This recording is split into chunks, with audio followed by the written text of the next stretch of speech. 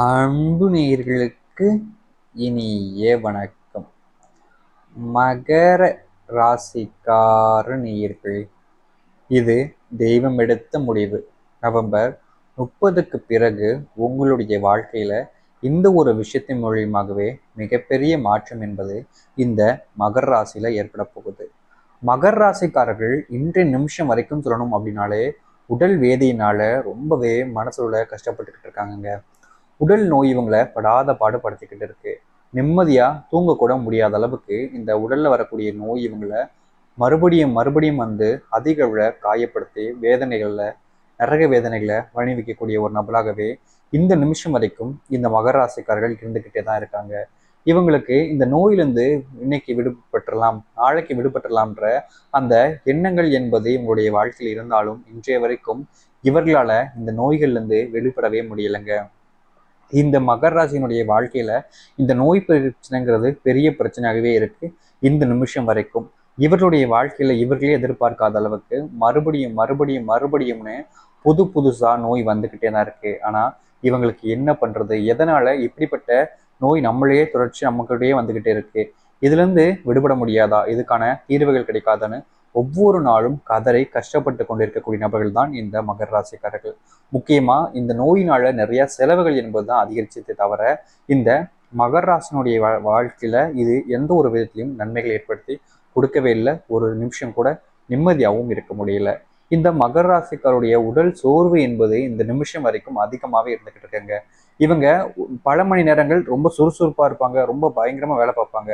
ஆனா திடீர்னு கொஞ்ச நேரத்துல உடல் சோர்வு அதிகமா ஏற்படுவது மூலியமா எந்த ஒரு வேலையும் செய்யலாமா வேண்டாமான்ற அளவுக்கு யோசிக்கிற அளவுக்கு இவங்களுடைய உடல் சோர்வுங்கிறது அதிகரிச்சிடும். இவங்களால சுறுசுறுப்பாக இருந்தாலும் அதுவும் சிறிது மணி நேரங்கள் தான் இருக்க முடியும். அதன் பிறகு உடல் சோர்வு என்பது அதிகரிக்கிறது இவங்களுக்கு ரொம்ப எளிமையான ஒன்றாகவே மாறிடுச்சுங்க. இந்த நிமிஷம் வரைக்கும், அதாவது இந்த மகர ராசினுடைய வாழ்க்கையில பிடிச்சவங்களை இழந்துட்டு நரக வேதனையை தான் வாழ்ந்து கொண்டிருக்கிறார்கள். இந்த மகர ராசிக்காரர்களுக்கு ரொம்ப ஆசைப்பட்ட ஒருத்தங்க இருப்பாங்க. ரொம்ப பிடிச்சவங்க கூட வாழ போறோம், ரொம்ப அவங்க கூட சந்தோஷமா இருக்க போறோம்னு ரொம்ப ஆசையா அவங்க கூட பேசிக்கிட்டு பழகிறது எல்லாம் இருந்துகிட்டே இருப்பாங்க. ஆனா அவங்கள கூட இவங்களுடைய வாழ்க்கையில இழந்துட்டு தான் வாழக்கூடிய நிலைமைன்றது ஏற்படுது இந்த மகர ராசினுடைய வாழ்க்கையில. இந்த மகர ராசிகளுக்கு ஒரே ஒரு ஆசை தான், இன்னைக்கு இல்லைனாலும் பரவாயில்ல, என்றாவது ஒரு நாள் எனக்கு பிடிச்சவங்க கூட எனக்கு பிடிச்ச மாதிரி நான் வாழணும்னு ஆசைப்படுறேன். அது இன்னைக்கு நடக்கலனாலும் பரவாயில்ல, ஆனா என்னைக்காவது ஒரு நாள் எனக்கு அவங்க கூட வாழணுன்றதை இன்றைய வரைக்கும் இருக்கக்கூடிய ஒரு எண்ணமா இருக்கு.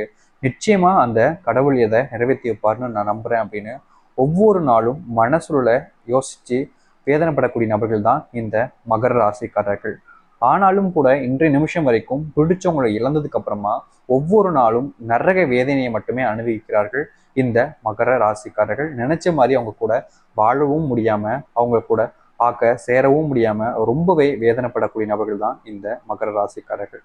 இன்னைக்கு வாழ்க்கை மாறும், நாளைக்கு வாழ்க்கை மாறும்னு எதிர்பார்த்தாங்களே தவிர ஒரு நாளும் இவங்களுக்கு ஒருபோதும் வாழ்க்கை மாறினபடியா இல்லை. சரி, கொஞ்ச நாள் போகட்டும், எல்லாமே மாறிடும்னு நம்பினாங்க. ஆனா அந்த கொஞ்ச நாள் போகட்டும் அப்படின்றது அவங்களுடைய வாழ்க்கையில மறுபடியும் மறுபடியும் புது பிரச்சனைகளை தான் கொண்டு வந்துச்சு தவிர இவங்களுடைய வாழ்க்கையவே மாத்தலைங்க. இதனாலேயே ரொம்பவே மன உளைச்சல் இருக்கக்கூடிய நபர்கள் தான் இந்த மகர ராசிக்காரர்கள். குடும்பத்தார்களுக்கு இவங்க மேல கொஞ்சம் கூட அக்கறையும் கிடையாது, பாசமும் கிடையாதுங்க. இந்த நிமிஷம் வரைக்கும் இவங்க குடும்பத்தார்கள் இவங்க மேல எந்த ஒரு பாசத்தையும் காமிக்காம இவங்களை விட்டு தள்ளி இருக்கதா நினைக்கிறாங்க. முக்கியமா சொல்லணும்னா இவங்களை அவங்களுக்கு பிடிக்கல அப்படின்றதா சொல்ல முடியும். இந்த மகர ராசிக்காரர்கள் எல்லாருடைய வாழ்க்கையிலும் உதவி செய்யணும்னு நினைப்பாங்க.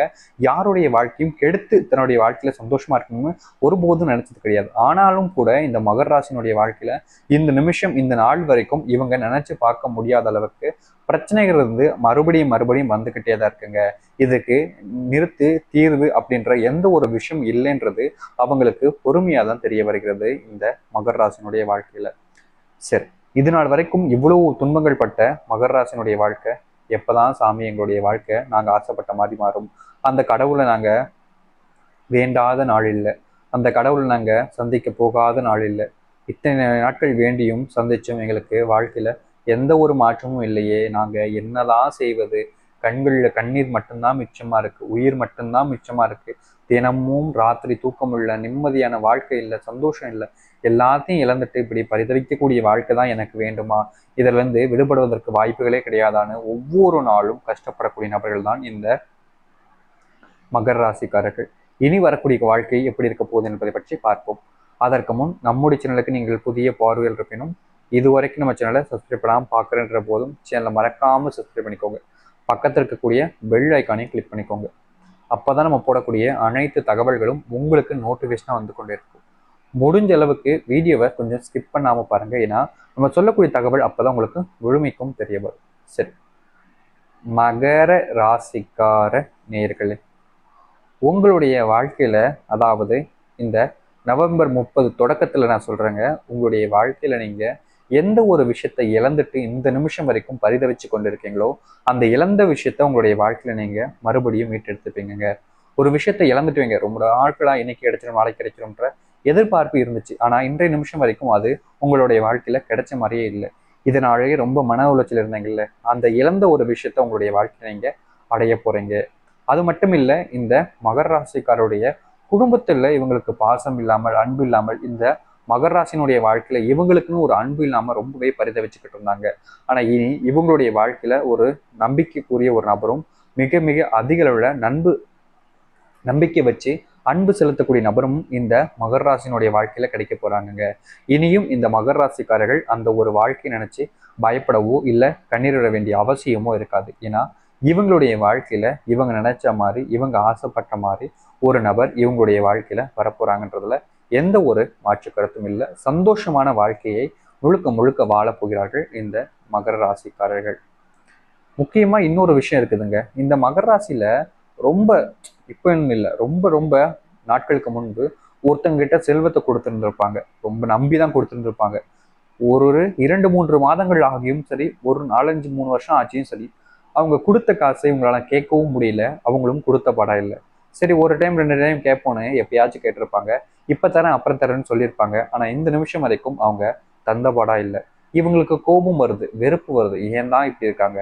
நம்மளுடைய பணம் நம்ம தான் கொடுத்தோம், உதவிக்காக கொடுத்தோம். ஆனா அவங்க இப்படி ஏமாத்துவாங்கன்னு தெரிஞ்சிருந்தா நான் அவங்களுக்கு இப்படிப்பட்ட விஷயத்த செஞ்சிருக்கவே மாட்டேனே. நம்பிக்கை நம்ம வச்சு ஏமாத்திட்டாங்களே என்னன்னு கடுப்புலையும் வெறுப்புலையும் இருப்பார்கள் மற்றவர்கள் மீது இந்த மகர ராசிக்காரர்கள். ஆனா போக போக நாட்கள் அதை அப்படியே மறந்துட்டாங்க. ஆனா இனி வரக்கூடிய காலங்கள்ல நீங்க ரொம்ப நாளைக்கு முன்னாடி கொடுத்த செல்வங்கள் எல்லாமே உங்களுடைய வாழ்க்கையில தேடி வரப்போகுது. கடன் சுமை எல்லாமே முழுவதுமாக நீங்க போகுது இந்த மகர ராசினுடைய வாழ்க்கையில. செல்வம், அதாவது செல்வ பற்றாக்குறை என்பது இனி வரக்கூடிய காலங்களில் உங்களுடைய வாழ்க்கையில் இருக்கவே இருக்காதுங்க. நீங்க நினைச்சதை விட உங்களுடைய வாழ்க்கையில செல்வம் மதிப்பு அப்படின்றது, செல்வம் உங்களுடைய வீட்டை தேடி வரப்போகுதுங்கிறது கொஞ்சம் அதிகமாகவே இருக்கும். நீங்களே நினைச்சு பார்த்துருக்க மாட்டீங்க, என்னடா நம்மளுடைய வீட்டுல நம்மளை தேடி இந்த அளவுக்கு செல்வம் அதிகமாக வருது என்ற அளவுக்கு உங்களுடைய வீட்டுல செல்வத்தினுடைய மதிப்பு என்பது அதிகரிக்க போகுது. இனி நீங்க எந்த ஒரு விஷயத்த நினைச்சும் அதிகமா பயப்படவோ இல்லை கவலைப்பட வேண்டிய அவசியமே இருக்காது. ஏன்னா அந்த அளவுக்கு முழுமையான மாற்றத்தை பார்க்க போகிறார்கள் இந்த மகர ராசிக்காரர்கள். மகர ராசினுடைய வாழ்க்கையில் முக்கியமா சொல்லணும் அப்படின்னா நோய்களுக்கான தீர்வு கொஞ்சம் கிடைக்க போகுதுங்க. உங்களுக்கு உடல் பிரச்சனை தீர்ந்துட்டாலே போதும்னு ரொம்ப மகிழ்ச்சியா இருந்துருவீங்க. ஏன்னா அந்த அளவுக்கு உடல் சோர்வு, உடல் சம்பந்தப்பட்ட பிரச்சனைகள் என்று அதிகமாகவே இருக்கு.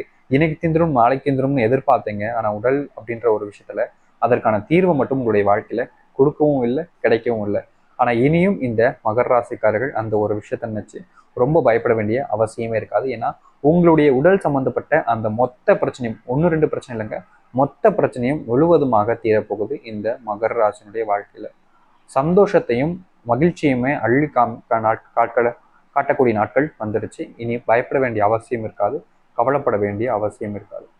நம்பிக்கையுடனும் முழுமையான மனசுடனும் இருங்கள். கண்டிப்பாக இந்த மகர ராசினுடைய வாழ்க்கையில மிகப்பெரிய மாற்றம் ஏற்படும்.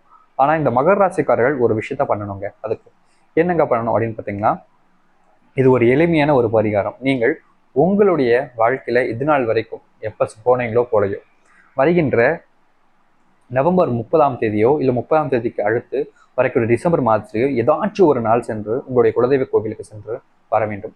முடிந்தால் நவம்பர் 30க்கு சரியா குலதெய்வ கோயிலுக்கு போங்க, இல்லை அதுக்கு முன்னாடினாலும் போங்க. போயிட்டு இந்த நவம்பர் 30க்குள்ள ஒரு நாள் போயிட்டு குலதெய்வ கோயில் இருக்கக்கூடிய போயிட்டு அங்கே போய் குலதெய்வத்தை வேண்டிட்டு, முக்கியமாக அங்கே ஏதாச்சும் உங்களால் உபகரணங்கள் வாங்கி கொடுக்க முடியும், ஒரு 500 ரூபாய்க்கு 1000 ரூபாய்க்கு ஏதாச்சும் வாங்கி கொடுக்க முடியும்னா அதை வாங்கி கொடுத்துட்டு, 100 ரூபாய்க்கு நீங்கள் எண்ணெய் இல்லை திரி இது போன்ற விஷயங்களை வாங்கி கொடுத்தால் போதுங்க. எதை வாங்கி கொடுக்க முடியுமோ அதை வாங்கி கொடுத்துட்டு நீங்கள் அங்கிருந்து ஒரு கைப்பிடி அளவுக்கு காலடி மண்ணை எடுத்துட்டு வாருங்கள். காலடி மண்ணை இட்டு வந்து உங்களுடைய வீட்டில் நீங்கள் நிலைவாசல்ல ஒரு மஞ்சள் நிற துணியில வச்சு சரியா அமாவாசை நாள் அன்று நீங்கள் இதை கட்டிடணும். அப்படி வருகின்ற இந்த நவம்பர் 30ஆம் தேதி இருக்கக்கூடிய இந்த மாதத்தினுடைய கடைசி நாளாக இருக்கக்கூடிய அமாவாசை நாளில் இதை மட்டும் நீங்க செஞ்சிட்டீங்க அப்படின்னா உங்களுடைய வாழ்க்கையில் இருக்கக்கூடிய ஒட்டுமொத்த மகர ராசியினுடைய பிரச்சனைகளும் தீரும். ஏன்னா இது குலதெய்வத்தினுடைய ஆசீர்வாதம் கிடைக்கக்கூடிய ஒன்று. இதன் மூலியமா பித்திருக்குடைய ஆசீர்வாதம் கிடைக்கும். முக்கியமா சொல்லணும்னா மகர ராசிக்காரர்கள் இந்த நிமிஷம், அதாவது சின்ன வயசுல இருக்கும்போது எல்லாமே போயிருப்பாங்க. இப்போ ஒரு குறைஞ்சது ஒரு 10-15 வருஷமா இல்ல 20 வருஷமா கூட குலதெய்வத்து கோயிலுங்களுக்கு இவங்க போக மாட்டாங்க, குடும்பத்தார்கள் போயிட்டு வருவாங்க. ஆனா இவங்க போகவே மாட்டாங்க. இது மிகப்பெரிய தவறான ஒரு விஷயம். நீங்க கண்டிப்பா உங்களுடைய குலதெய்வ கோயிலுக்கு போயிட்டு வாருங்கள். கண்டிப்பா உங்களுடைய வாழ்க்கையில மிகப்பெரிய அளவுல மாற்றங்களும் நன்மைகள் நடக்கும். நம்பிக்கையோடு சென்று வாருங்கள். நல்லது நடக்கட்டும். நன்றி, வணக்கம். உங்களுடைய வாழ்க்கை மாறட்டும். இந்த குலதெய்வத்தினுடைய ஆசீர்வாதம் முழுமையாக கிடைப்பதற்கு நீங்கள் நிச்சயம் குலதெய்வ கோயிலுக்கு சென்று ஒரு கைப்பிடி அளவுக்கு உங்களுடைய காலடி மண்ணையோ இல்லை அங்கே கிடைக்கக்கூடிய மண்ணையோ எட்டு வாருங்கள். அதுவே போதும், நல்லது நடக்க ஆரம்பிக்கும். நம்பிக்கையோடு இருங்கள். நல்லதே நடக்கட்டும். நன்றி, வணக்கம்.